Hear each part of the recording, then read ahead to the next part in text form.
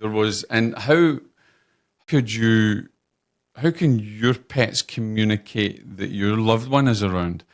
Well, this is a beautiful story, actually. Many years ago, I gave a sitting to a woman, and she'd lost her husband, and the beautiful thing was is that she had the two dogs, right? And I've actually got a picture of them somewhere because she had the sit-in and she sent me a picture of the dogs.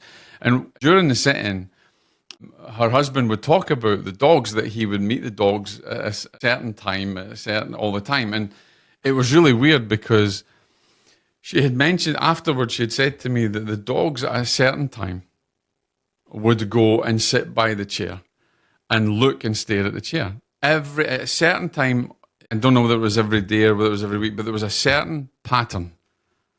And he communicated from the other side that it was him visiting.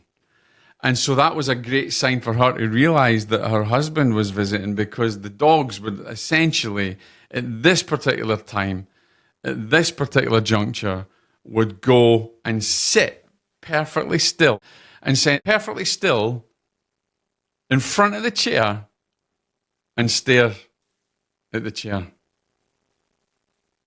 And I can't remember totally, but I actually think it was the chair that her loved one used to sit in. But that behavior wasn't a normal behavior for the dogs when he was there. The dogs wouldn't just go and just sit the way he would sit, the way they would sit now, and just stare at him.